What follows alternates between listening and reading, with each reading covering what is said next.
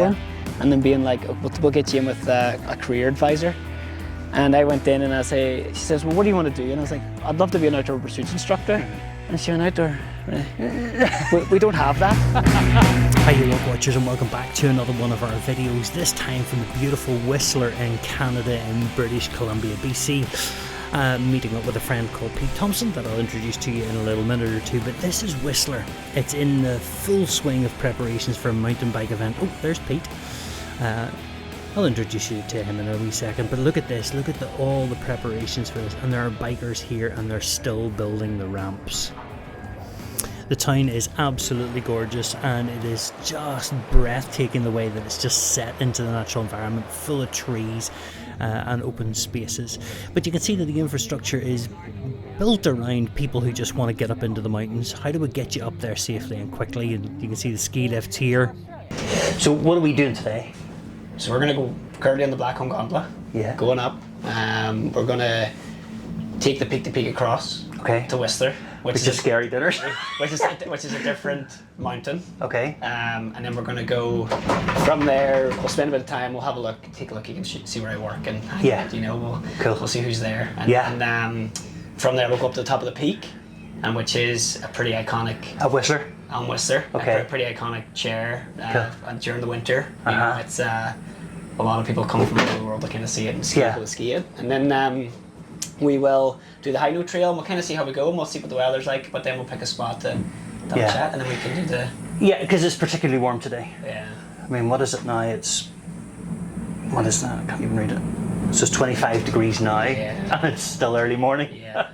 Right, okay. And then from there we can, we'll get out. I think it'll be a little bit cooler up there, I think, but we can just assess as we go. And then do a quick lap around the High Note Trail, and then we're back to the roundhouse. Nice. And we'll have a celebratory beer. A few bevies while we're there. If we make it. Yeah. Which we will. And Tia's joining us. And she will. Yeah. And we can do that, and then sweet. We'll go down the village gondola, right? So we'll go back, and so that'll be another kind of gondola to do. And it takes 25 minutes to come up, about 20 to 25 minutes in the morning to come up from the village. Yeah. So it's long. Yeah. So what height is Blackcomb? We're probably going into about 1,500 metres to the rendezvous, but then the peaks are about 2,000 metres. Right. And then same on Whistler. Same on Whistler. Yeah. Right. Blackcomb Peak I think is a little bit higher. But it comes in. Everywhere we're going to is just like everything we have here is kind of divided up. We have the valley. Yeah. And we'd say treeline. Yes. Which is which we're kind of going through right now. Yeah. And then we'll have alpine. Because I was going to say the most of it is alpine.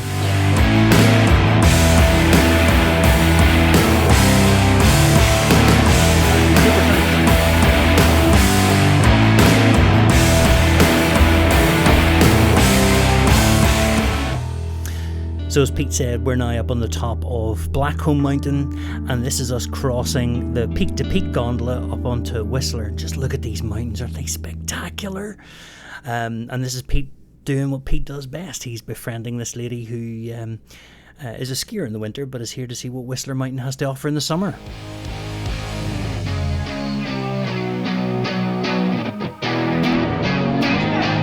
Thank you.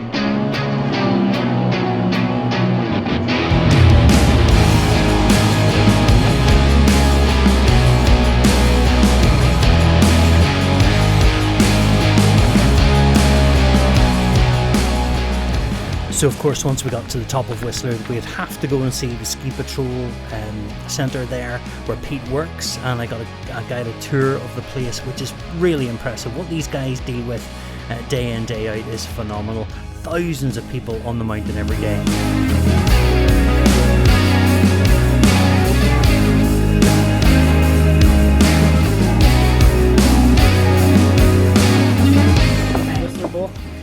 I broke my hand over there.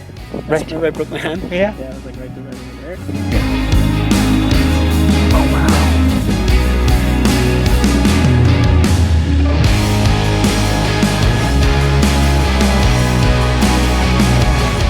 So here we are up at the peak then of Whistler. And if you're thinking it's a bit random to have a door halfway up a building, well, that's where the snow starts in the winter. It's that deep.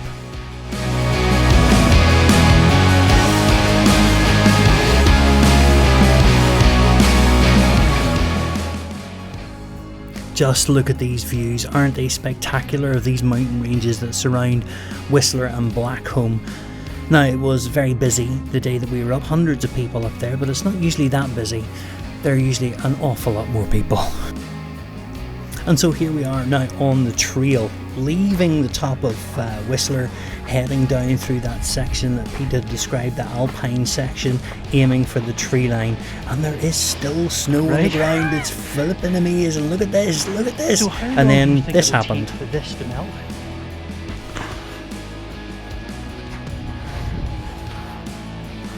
Yep, skating down the snow in my arse again.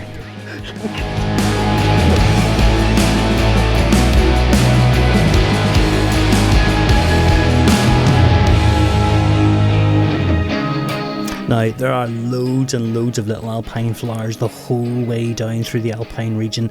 It is absolutely beautiful. The colours are amazing. No idea what they are.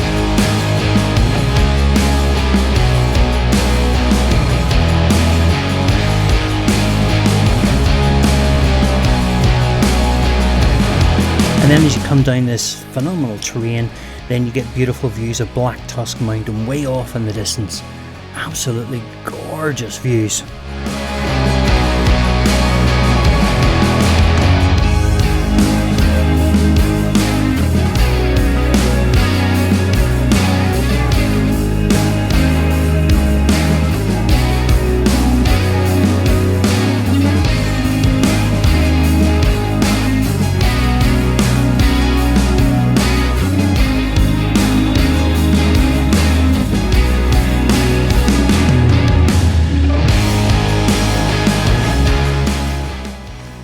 So, tree line? Tree line? That smell, that smell. Oh, I really wish I could have smelt that. I mean, it's piney and earthy and smoky, and I wish I could have bottled it. I guess it was because the heat was sort of, you know, heating up the oils in the pine needles, but it was just beautiful. So, not our normal walk this time. This time we're not in the Mournes, we're not in the Wicklow Mountains, we are not even in Ireland. We are in Canada, on Whistler and on Blackcomb with this guy. Yay. Hello. Is this Pete Thompson? Hi. Pete, this is kind of your office, this is kind of your backyard. Yeah.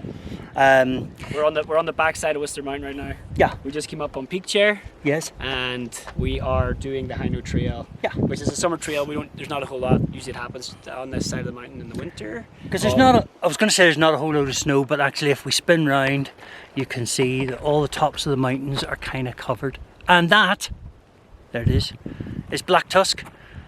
And there's a bug on my lens, but it doesn't matter. That's Black Tusk out there. Pete likes to point at things, so in true Pete fashion, there it is. There you go. Thank you. Thank you. Nice wee lake over there too, Pete. What's that? That's definitely. Right. Yeah. Cool.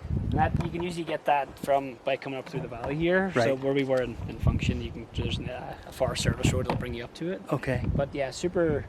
As we get closer, we'll probably get a better view of it. And, very blue, lots of glacier fed, Glacier water. Yeah. Nice. Looks very cool. Great. So onwards and upwards. Here we go.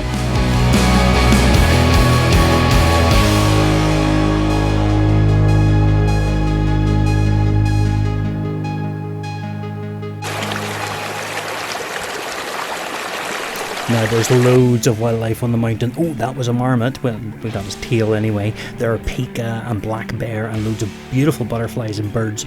Wanted to see a moose, but there aren't usually any on the mountain.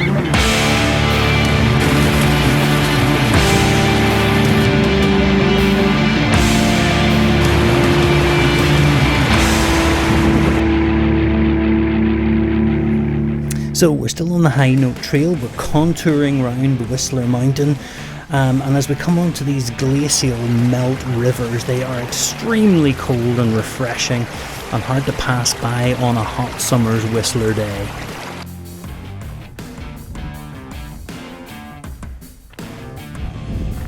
Wow. Wow, Pete. every turn on this walk is breathtaking. Look at those mountains. This is Chicamus Lake down in the valley. It's that colour because, again, of that glacial melt water coming off the mountains. Just glorious.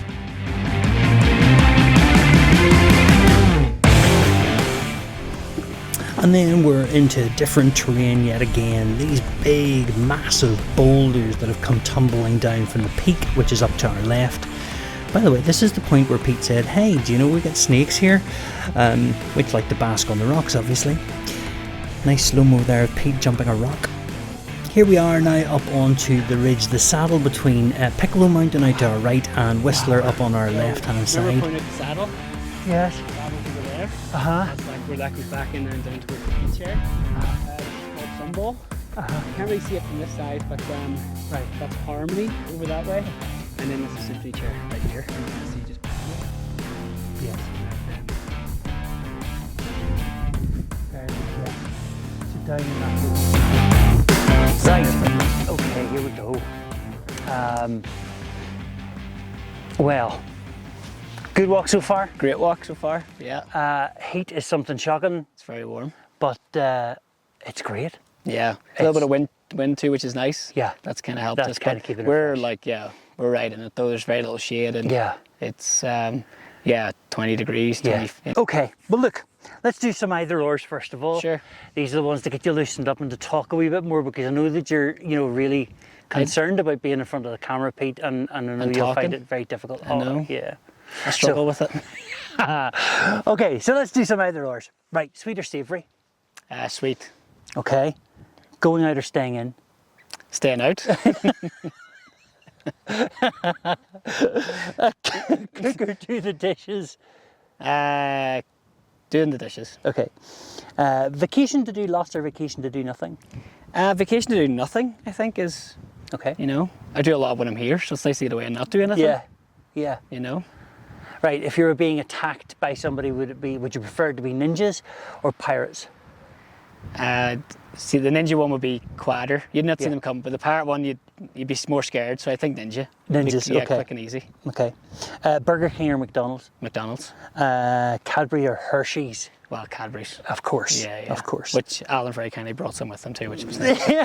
We've eaten half of it already. haven't we? Pineapple on pizza or not? Oh yeah. Yeah, pineapple, you see, we're getting pizza tonight, and There might be pineapple. There will probably be pineapple in it. But yeah, it's likely. Mm. he's pretty fussy, so it'll be fine. Hands that float in the air or knuckles that trail on the ground? Hands that float in the air Okay. and wave them about like you just don't care. Exactly. Yeah. Right, so look, the point of these chats up a mountain, the point of doing these little interviews is really to talk to people who have motivated me and inspired me to get out and to get my boots on and go out and go exploring. And you have done that for me. And coming here and eventually seeing places that I've heard you talk about for years has been really special. So what I wanted to do was to get you up a mountain and to go a little bit deeper. And for the people who are watching on YouTube, to introduce them to you and a wee bit of your backstory, and then what exactly you do here up at Whistler. We're not going to talk about what you do down in the town, because that's a whole other thing. This is everybody be here forever. So tell us a wee bit about your background. How did you end up here, a wee fella from Lisburn, Yeah. here on a mountain in Canada? So obviously, going to the Lance Youth Works, the Camp Alliance, right? That's kind of where my love for the outdoors really kind of started. And it didn't start there, but I think it was the first time you pointed me in a direction where you're like, hey, you can do this. There's a way of we can get you to, if you want to work in the outdoors, that can be done, by introducing me to the owners of Blue Lock or Life at the time, right? And having that conversation. But I started walking with my dad in the mornings. Yeah. When we were like at the Rambling Club. Because I was going to say, you kind of jumped into the middle of the story there.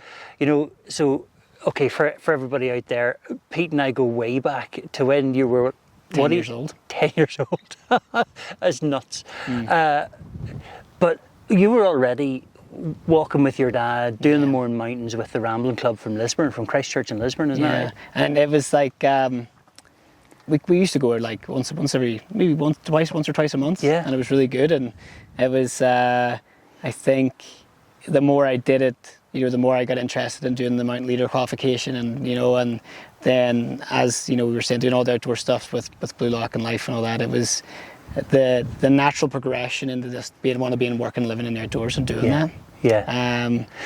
So obviously the Rambling Club was great though. It was good fun. It was the same crew, and my dad loved going too. My dad loved walking, and the whole family would go. My mum, Janice, didn't like it so much. Yeah. It was maybe the Christmas one or the New Year's one, but along the beach. But that was it. Sure. And then, me and Neely and Ross used to go quite a bit. And I remember coming back in the car and being like soaked, like drenched, and there was no better feeling than getting back in. That's right. And it was always my best sleeps after that.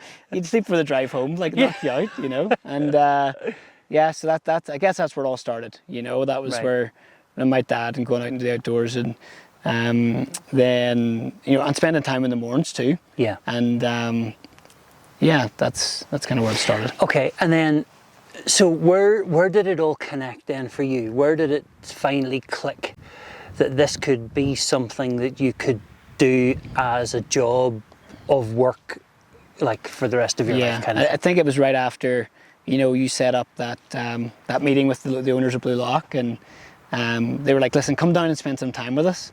Yeah. And I remember I went down, I camped there for like a month maybe. Yeah. I was there for quite a while, and I camped for the whole time. That's right. And I wasn't getting paid. I was just volunteering, right? It was just to kind of give me an idea of what it was like. Yeah. And it was something where I think it was, this is something I want to do, right? Yeah. And then going through school, and there was a story actually of me going in. We were doing our UCAS form, and then being like, we'll get you in with a career advisor. And I went in, and she says, well, what do you want to do? And I was like, I'd love to be an outdoor pursuits instructor. Mm-hmm. And she went, outdoor, we don't have that, right? We don't have that. I'm like, is anything else? I'm like, pilot? Yeah, we've got plenty of that. And she printed me out the form for what you had to do and the qualifications and the salaries and what, like, and what we had to do to get there. And I remember it being one of those moments being like, well, this is crazy, right? And then from going through school and doing all that, then I discovered there was an outdoor education program in Liverpool. Yeah. And then from there, then that. Now, sorry, go ahead. Just on that. So that was at John Moore. Was John Moore's, yeah. Yeah. Mm-hmm.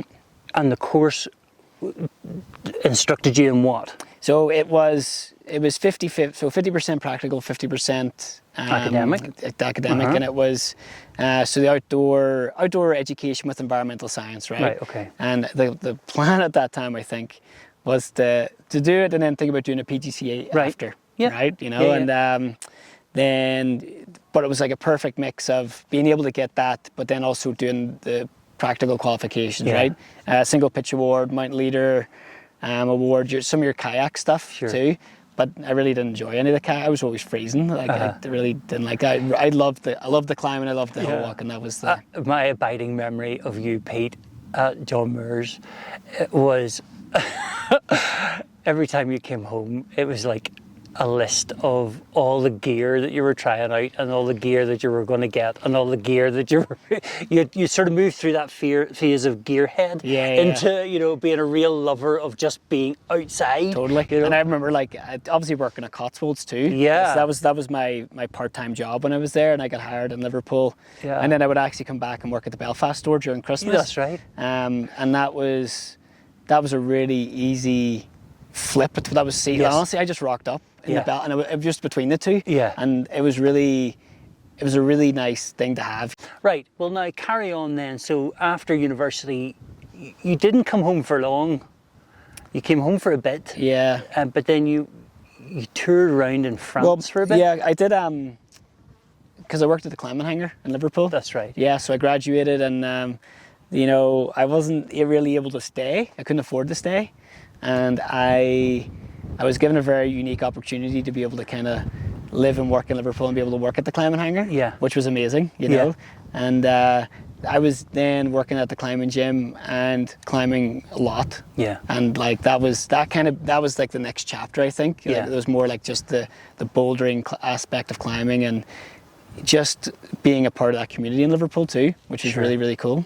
Because it's fair to say that your passion in the outdoors revolves around skiing, rock climbing, Yeah. and quite literally living on the mountain. Yeah. Yeah, so that would be the sort of emphasis or the sort of focus of your stuff on the Totally. mountain. Yeah. And they both go hand in hand with the Yeah. seasons, you know. It's Yeah. like winter, you know, you're skiing a lot, and then in the summer try and climb as much as they can. It's Yeah. definitely more of a nice mix between, you know, because by the time you get to the end of winter, your feet are beat from being in ski boots all day, Sure. you know, and you're just done, you know, and it's exhausting, like the early starts, and you know, especially working on the mountain too. Yeah.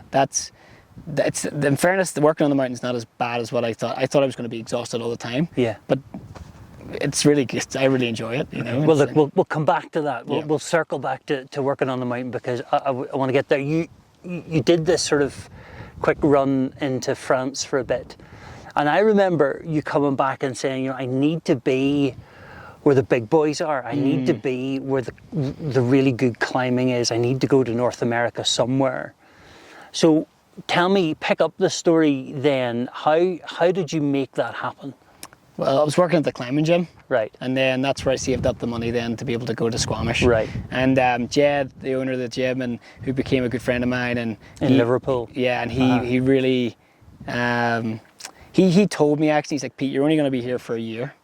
I don't want you to be here any longer than Right. this. I want you to go, and I want you to get out. Very good. And he was then, hey, you got to go to Squamish. Yeah. Okay. And there was almost like it was very easy. I'm like, of course, I trust this guy. Sure. And I mean, he always wanted what was best for me. And I then went to Squamish. Yeah. And I've kind of been there, you know, been here ever since, you know. Cool. Squamish was very much like for me, it was a change where, because coming through the outdoor education program, I always thought about, like, you know, I need to be doing these qualifications to progress. I need to be doing all these things. Sure. But whenever I got to Squamish, I met lots of different people with lots of different backgrounds and careers and whatever Yes. else. But people who just love to climb. Yeah. And it didn't matter if you didn't have this or that. It's just like, you just go out and do it. Yeah, you know? how good are you on that? And I met lots of people from all over the world. And like, I actually didn't have a cell phone, so I used to take people's numbers and write them on my hand and pen, right? To meet up and try and, or there was an old message board. Yeah. Looking for a partner for tomorrow. Hey, or if such and such, looking for, there's a guy from Cuba. What was his name? And we'd like, hey, I'll meet you here tomorrow at 11 or something like that, right? And that's how we kind of interacted. And it was this really kind of nice, like, Such a hippie thing, Pete. you know, it was a very, like, there was no phones, there's no way to be able to get and you just, if you couldn't find someone, then you just went and did something else, and that was sure. okay. You know, it was very stress free. Yeah. You know, it was just, Talk about, you're saying that it was stress free, and that's lovely to hear. But you tell us about how you arrived here, because I remember a kid, because you were literally out of university, who had a rucksack on his back and a pocket full of cash, and that's literally how it was. Yeah. How did that roll out? Well, there was no other real way to do it, was there? You know, I guess it was I didn't have anybody else to go with, and I guess I never really looked for anybody too. Yeah. But I just think And you were okay with that? Yeah, there was an opportunity. There was a friend in Vancouver that I was going to see and I could stay with, but I was only going to be there for a short time, you know, Sure. because he had his place, right, and I couldn't stay there forever. Let's drill down into that a wee bit more. Talk to me about fear for you. You're a climber, you're a skier, so there's an innate fear, I guess, in doing some of those things, but then overcoming those fears. Yeah. Moving out across the world, whatever it is, 7,000 odd miles or whatever it is, Yeah. to the other side of the world, to somewhere that you don't really know. You bought a tent, you pitched it at the bottom of the Chief? Yeah. And then you climbed the Chief. For 6 weeks. For 6 weeks, right? You then, from what I remember of your story, you fell in with these guys, you got into a camper van, and you drove to Whistler. Yeah. Talk to me about fear. yeah. What is it that stops you? What is it that allows you to keep going when there's scary moments? I think it was the people that I met. Okay. And they're kind of like, and Does it give you confidence? Totally, yeah. I think, Right. but it was almost like within the climbing scene here, I think when I was like, people are very generous and very friendly. Yeah. And there was this kind of like, you know, give and take of people trying to help out and do what they can. Right. You know, and the girl I got the lift up to Whistler with, she was coming up, but she's like, yeah, no more than you can jump in, no problem. Yeah. Right? You know, and like it was this very kind of relaxed approach. And I think that it was, you know, to kind of talk about, you know, it wasn't necessarily, there was always an unknown, right? Yes. I think that was the fear. It was like okay, how am I going to work out the next step here? How am I going to, because, you know, like I said, things got a little bit tight as I was coming into Whistler and Financially, you know, and Okay. I wanted to try and get like I had to try and get a job right away. But that kind of process, there was almost like for me, like a problem solving kind of aspect to it, where it was like, okay, I need to do something now, right? You know, Yeah. and it was like, let's just go and work it out and see what happens, you know? We see that's very interesting, because I see that as very much your character. So on the mountain, at work, that's very much comes into play. But you were singularly focused from the moment you decided to do outdoor education to the moment that you got here. There was only one focus for Pete Thompson, and that was to get here. Yeah. And so all along the way, you were constantly adjusting. I'll do this, I'll do this. Well, that didn't work. I'll do this, I'll do this, I'll do this. So are you saying then that it was people along the way that was motivating you, that was encouraging you, that kept you going? Yeah, I think I had really good men. And I think, you know, Jed was a big, obviously, like you said, he was you know, you've always kind of, in terms of working in outdoors, has, you know, been a great mentor to me, right? You know, I'm providing up, but Jed, you know, he was like Squamish, and that, I think that was just like a really good connection for the both of us. Oh, yeah. Me being like, hey, I want to go to North America, and Jed's like, go to Squamish, right? Yeah. I'm like, okay, now I've got an actual point where I can go to, you know, and then it was just, well, let's just book a ticket and go, But then all those climbers that you came into contact with in Squamish, those people who then brought you to Whistler, those contacts as the motivation. Yeah. Now we are going to take a wee break here. I'm going to show you how we got home. We went up onto the ridge, over the ridge and down the other side to the roundhouse. These are the views out over that valley, just stunning. Had to take a break because our batteries were running out. So now let's tell you what's happening, because we're on our way down to the roundhouse, which is Pete. 30 minutes away. And what is it? We're going to take Picus Traverse, which is, what is the roundhouse? Yeah, what is the roundhouse? The roundhouse is round, and it's the house that is round. It's a roundhouse. It's a restaurant. It's the original roundhouse was essentially like a big tent, and over the years, obviously, it's gotten bigger. It's kept its name, but it is the meeting point, I guess, for on Whistler, where you can have food, and we're going to hopefully try and make the umbrella bar before it closes. Cold beer. Beers. Yeah, and then we'll be taking the gauntlet back down. And the reason we're saying cold beers with such relish is because of the heat today. It is roasting. We're losing batteries like nobody's business. You know the way your batteries die in the cold? Well, my goodness, even faster in the heat.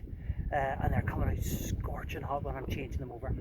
So anyway, we're sort of sheltering in the shade here. We've come up and we're at the top of Whistler now. We're on our way down to the roundhouse, where we are meeting Tia, which is Pete's girlfriend, and we're going to have a few beers there before heading home for pizza.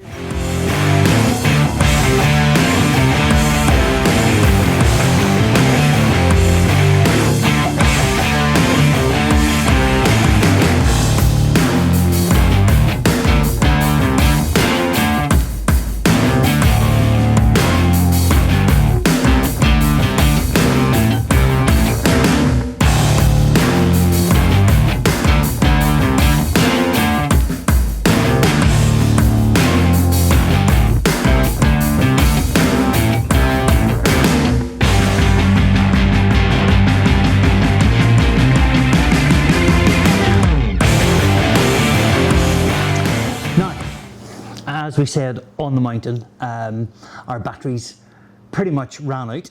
Melted almost on the mountain.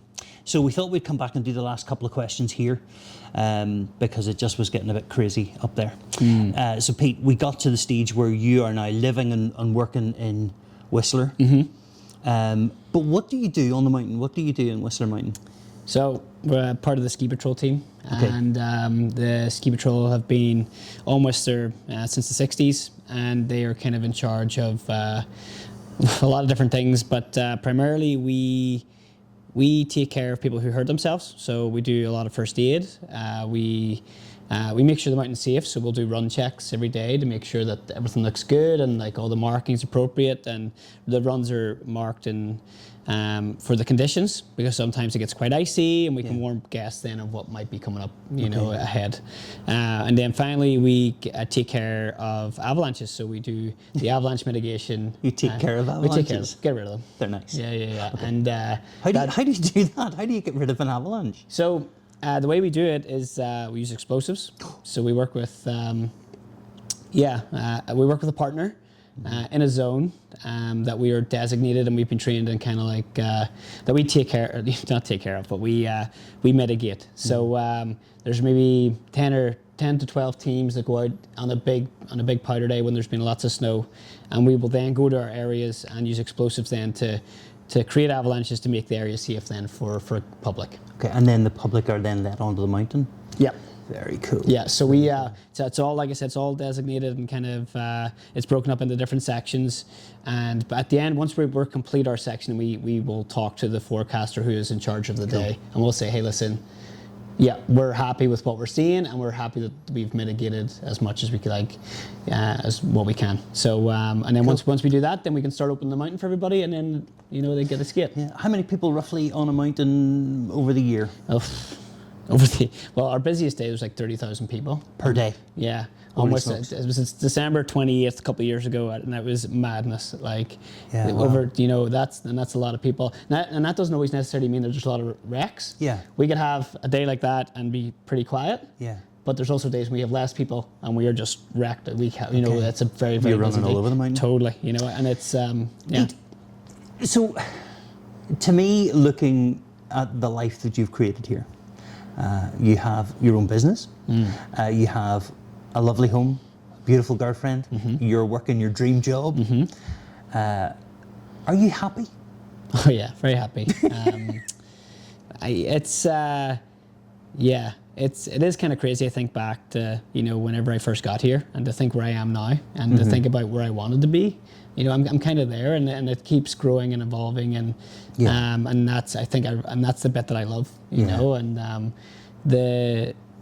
Goes back to the problem solving thing again, isn't it? Totally, yeah. Change. And just constantly reassessing, and that's a big part of our avalanche mitigation. Okay. We're constantly just on. It's because it's not just throwing bombs. We're going out and we're assessing based on what we've talked about in our morning meeting. But you still have to be able to recognize and look for signs for different things. So you have to be switched on. It's not like you can just go and do the same thing over and over again. And you're using those skills also in life, or life using those skills as well. And reassessing all the time and just being like, yeah. Well then, look, if there are young people watching this today, right? You pretty much came out here after university. You had a goal in mind, you had a target in mind. Is there advice that you would give the young people, or a young person who's considering doing something like this in the outdoors? Maybe not here, but in the outdoors. Yeah, and I think it just has to be, do what makes you happy. Yeah. It doesn't have to be here. It can be somewhere if you're really happy. And we've talked about this with the Mourns. It's just different. There's still a beauty at home, and sure, the mountains are different here, but this is where I wanted to be, and this is what I wanted to do. Yeah. And this is what makes me happy. And I think that if you just keep doing that, it all works out, and it might change and chop and change a little bit as you go along, but you learn from that, and then but then it helps you really know what you want to do, and for me, the patrol, being a part of the team and working with different some people with huge amounts of experience and learning from them and growing and being a part of that's what makes me happy. And to be able to go to work every day and feel like we can do great things is really, really special. Pete, look, you've looked after me all week. You've inspired me and motivated me to get my boots on again. So look, I want to thank you for your time and for taking me up the mountain. So thanks very much. No, thank you. It was great to have you. I'm so happy. Super. I looked around sometime, you're sitting on my couch, and I'm like, what are you doing here? I just showed up. And you did, and it was great. And it's it's been an amazing couple of days, and we've done a lot. And you've just got the tip of the iceberg. But I think we've done a lot, and I think the guys at home will be really happy to see everything that that we've done. Cool. Thanks for watching our video today. If you have liked it, please like and subscribe and click on the notifications bell for getting some more updates. This guy, I love this guy. He just oozes enthusiasm and passion about the outdoors and all of his work. Thanks, Pete, for showing me around. Thank you for giving me such a great experience. I have loved every minute. Thanks, pal.